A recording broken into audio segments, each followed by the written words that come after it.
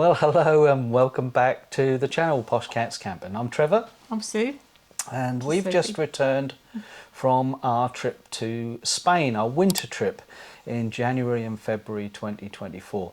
This was a trip that we'd had an idea about last summer, wasn't it, Sue? Yeah. And we couldn't make our minds up. I think I was more keen than Sue was in the beginning. Well, I was a bit nervous about just me and you being on our own in another country after you were poorly the last time when we went with Kevin and Tracy. Yeah, I got food poisoning. And I would have felt really vulnerable had I been on my own. Yeah. And then Kevin and Tracy kindly said they'd like to go. And that's when we decided to go.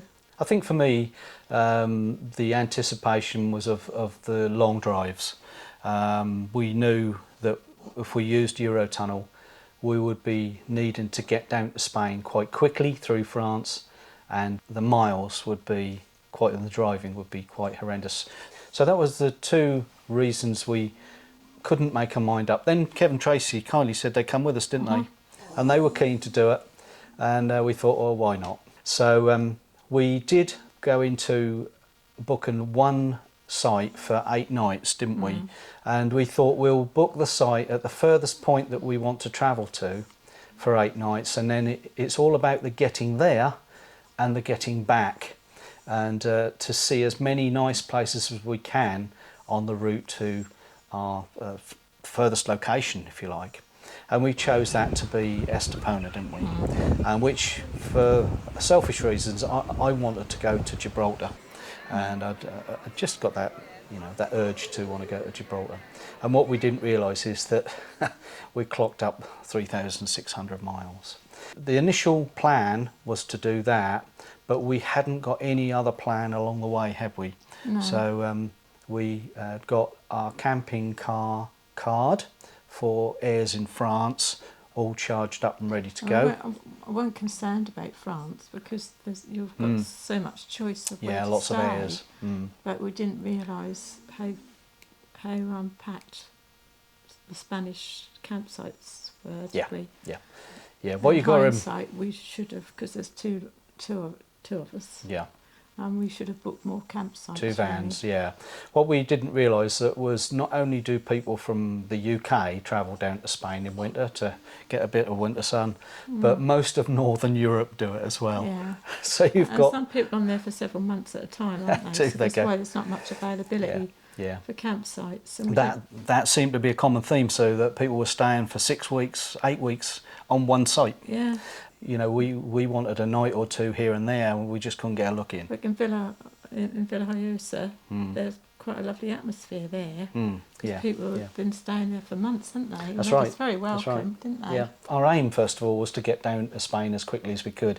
So we thought when we left home that we would be able to do 2 stops in France, and that's exactly what we did, didn't we? We had the extra complication of Kevin and Tracy's Truma boiler broke down just before we left England, which meant that we tried to support them with our power banks with little heaters and things, but we knew if the temperature was particularly low that we needed to get through France as quickly as we could down to the south coast of Spain. And the French airs that we went on have got electricity. They need electricity. That's right. We needed to hook up a couple of heaters. Yeah. But they're electric. That's why we couldn't use the airs in Spain. Yeah. Because of not having electricity. So that's right. And the first air we went to in France was at -6, wasn't it? Yeah. It was really cold. In fact, my grey waste valve froze, so I couldn't let off the grey waste before we travelled to the next destination. I had to do that once we'd arrived further down in deeper France. We got to the Barcelona site, didn't we, which was lovely, and stayed there for one night. And then we visited our friend Paul. Yeah. And Paul was lovely. Paul put us up in his flat for a night, didn't he? Yeah, he flew over from Menorca, didn't he? He did. He lives in Menorca. To meet us there. Yeah. So we thank you, Paul. You really went out of your way for us.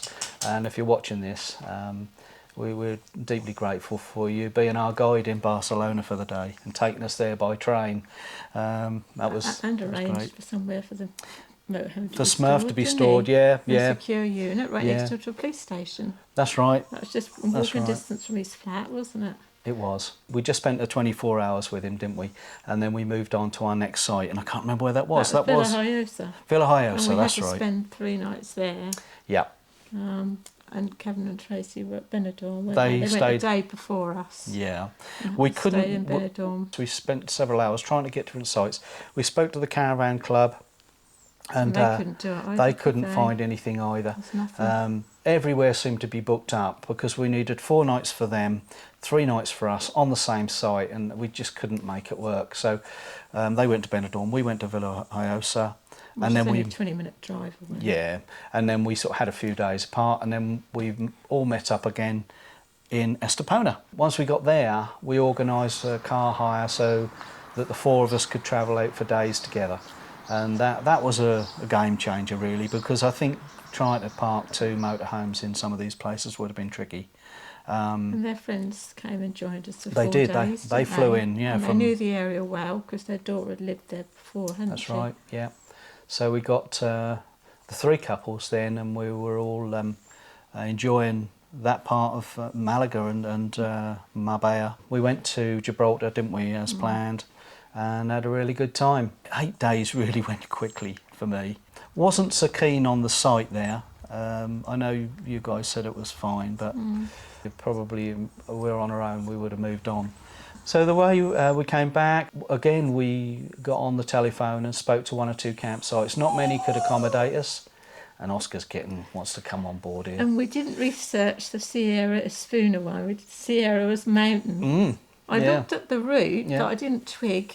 That was inland. We knew that. That was amongst the mountains. That was in the mountains. Quite a bit twisty and turny and It was. steep. Don't get me wrong, it wasn't in the Pyrenees. No. I'll put a map on so you can see where But this where it little was. little Spanish man, drove us. He got out of his car and come spoke to us. He couldn't speak much English. And he drove us there. We followed him to the final bit That's where right. the campsite was, didn't we? Yeah. Because it looked like that was a very narrow town. We thought, I hope we're not going to get caught up around those little roads. Yeah. So he actually drove us there, bless did, him. he He did. shook hands. I wish I'd have got a photo of him. But that was a lovely Yeah. sight. We you could hear a pin we were drop only there there. for one night, which is a One shame. night, you could hear a pin drop there. We really would have liked to stay there longer, but this trip was all about, a dash to Spain, spend as much time in Spain as we could, and we only had The 24 bumpy road. days. Quite a bumpy road, and we did come up against the roadworks people, didn't we? Yeah. They I waved us waved through. to them all, didn't I? They were smiling, weren't they? I don't think they were too pleased to see 2 camper vans coming up the road that they were trying to resurface. And then we managed to get onto that La Losa site. La which is Losa? a really nice site. In Cambrils. Cambrils. We Yeah. were so lucky to get on there for 2 Yeah, nights. I liked it there. That was really nice. A lovely walk along Lovely the promenade. shower block. Yeah, Really lovely. yeah, outstanding. A really Yeah, nice site. Fab. And we walked to the vets from there, didn't we? And We that did. was only about a 20-minute walk, weren't Yep. it? 2 ladies weren't there at the vets, so were really good. One spoke very good English, and we took 3 dogs because Kevin Tracy got their dog, and it was about €38. So it worked out It's really good. about £10 a dog, didn't it? So, yeah. but that we had to do that within 5 days of travelling back. Yeah. So the clock was ticking now. We had to get away from there, which we did on the Friday, and then we came back to the air at Avignon, which was familiar to us on the way down. It was quite tricky because of the farmers' protests. That's right. Yeah, The main road, yeah. we're about 40 miles away, weren't we? Very Where we nervous wanted about to that. be. So we ended up driving through Yeah, a couple of the mountains. Nîmes. Nîmes. That's it, we had to drive through the... yeah. The farmers On the made me Friday. quite nervous on the way back because we were hoping to get the train on the Monday, weren't we? We saw a roundabout, Eurotunnel. didn't we, that had got all stuff that had been tipped on it. Yeah. But by the time we got to Troyes, I think most of it had been cleared.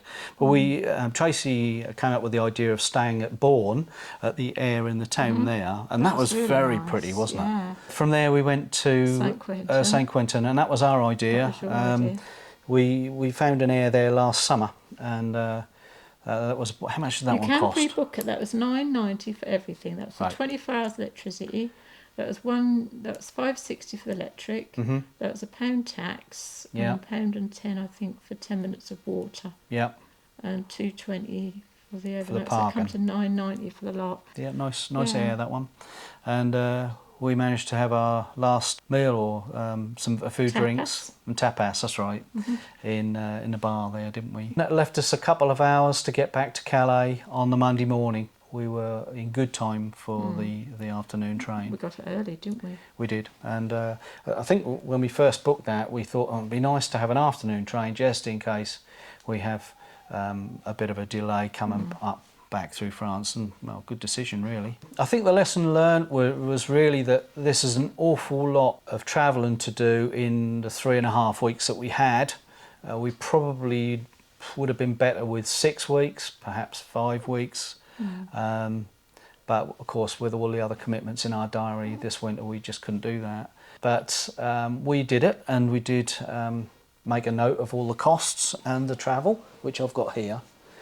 What did it all cost? Before we set off, we made sure that our Red Pennant Caravan and Motorhome Club insurance was renewed, and that covers the van and any breakdown in Europe, and also our healthcare cost. And if one of us is hospitalised and the van needs to be brought home, it will get the other person home with the dogs and all of that sort of thing. So you feel secure and covered for any eventuality really with that. That's a smidgen under £200, £199.24 the premium was for that. The next bigger cost really was the Eurotunnel and Le Shuttle tickets. For us, for the two of us, and Kev took my bike for me this time, didn't he? So he had it on his rack because he could go up to 8 metres. I chose up to 7 metres without my bike rack, and the Eurotunnel tickets were £422.88.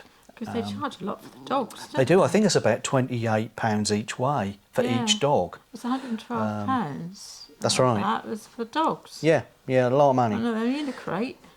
Yeah, but they can charge that, can't they? Because it's Well, I suppose they've got to have a check, convenient. haven't they? They've got to check their... Yeah. So that brings us on to the pet health certificates. If we get them locally, it costs us almost £400, yeah, for the 2 dogs to get the pet health certificates from our own vets. We've discussed it with them, and they're not prepared to do discounts for multiple certificates or anything like that. So we go to Abbywell Vets, and we do their online service, which cuts down all the admin. They're even open Saturday mornings, aren't they? Yep, they're open for collection Saturday morning. Didn't we? We did, and their charge was £89. So that's brilliant. So that's superb, and it reduced this time because it's our second time of using their service. So that was really good. With the £20 to get the dogs back in, that reduced the cost of the healthcare certificates significantly. Which is really important. The cost of camping, all of the campsites and airs that we visited came to, and I've done this in pounds, I've converted everything to pounds to make it easy so we all understand. Camping was £393.90, and that was for 24 nights, I think, and that worked out about £17.90 a night. £17.90 a night, which is pretty good for the winter. Most of the places we had electric hookup. Not all the places, did we? Because in Canterbury on the air we didn't have electric, gas, did we? Yeah, and we had to use a mix That's right. at the first site in France. We did. We had it was -6. Where it was -6, we put LPG so we used on. about half our gas, didn't we? Incidentally, on the LPG, we did fill up in Spain, didn't we? Spain, yeah. GPL. It's France, Spain, and UK. They're all the same Letters, but they're in different order. That's right. And it's the same thing. But you do need the little adapters for if you use refillable gas bottles, or if you have a tank underneath the van like us, you have to have the European adapter. And Spain is different to France, just so that you know. Okay, so when we were in Estepona, then we rented a car, and the car rental was £480 all told, including fuel, and so we split that, Kevin and I, so it's £240 each, and for 6 days car hire, that was really good, I thought. As GPL in French, we just changed it to Spanish. It's GLP. There you go, GLP. In Spanish. Yeah, there we are. So GPL French, GLP Spanish. Yeah, get it right, Sue. All right, and the largest by far cost was for fuel, and we knew that from the off. We travelled 3,600 miles in Smurf, which you know that's going to be the biggest cost. We allowed for AdBlue in our total as well, so that came to £850. But most of the time we only got it once from a service station where that was more expensive. That was in Spain, wasn't it? On the motorway. But everywhere else we went to other places where we thought that would be cheaper, didn't we? Yeah, we didn't get fuel on the motorway. Wherever we stayed off the motorway, we'd then set off and find a local place, either a supermarket chain or something, before we got onto the motorways, didn't we? And often whether we needed it or not. You did save quite a lot that way. Whether we needed it or not, we topped up. So treats and meals and days out and all of the other bits and bobs that you do whilst you're away on a tour, we took some cash out, and the total on the card and the cash was £650. And that covered pretty much everything else. So the grand total for the tour, I budgeted £3,000, and the total was £3,177 and 2 pence. So the biggest chunks, of course, was the Eurotunnel, the French tolls, which came to £315, I think €372.90. And there's a list of those. I'll give you the route and the list on screen while I'm talking. We also had a few Spanish ones, but they're a fraction of the cost. Yeah, the Spanish ones. Something like 2.30, weren't they? Or 480 was the most expensive one, wasn't it? Yeah, they were like a small amount, the one-off payment that you pay. Mainly for tunnels and short pieces of new road. But the ones in Catalonia have been taken away. Yes, you don't pay. There's no tolls in Catalonia at all now. That was near Estepona, weren't it? When we were using the hire car, we used. So we probably spent no more than about €50, I would think. It weren't even that much. I don't think. No. So the biggest chunk then, really, £1,600 was made up of French tolls, diesel and AdBlue, and the Eurotunnel. So that's the main travelling cost, £1,600, and then the rest, your insurance, your camping, your dogs, and all the rest that made it up to almost £3,200. We think it was good value. I know that a lot of people say it's a lot of money for a holiday for 3 weeks or just over 24 days. But had we chosen the alternative of flying to Spain, which we've done in the past, haven't we, and renting a villa or a hotel, I think we would have spent an awful lot more than £3,200. And the reason why we had motorhome holidays, one of the reasons, is because we've got the dogs. And the independence, you know, we can go where we like, when we like. We don't like leaving them, now they're older, we certainly wouldn't want to leave them in a kennel, would we? No, not now that they're sold. Anybody else we can ask to look after them. That's right. All right, so if you've got any questions or waffled on enough. Anything that you'd like to ask us about this tour, drop them in the comments below, and we'll reply as best we can. Thank you for watching the series if you have, and if you missed any of it, there's a playlist and there's all that stuff. So we'll see you on the next adventure. We're planning 1 or 2 little local events, I think, in March and April, and then we're now sitting down with Sheila and Joe to plan our Scottish island hopping tour in June. So we'll see you on the next one. Thanks for watching. Bye then. Bye. Bye.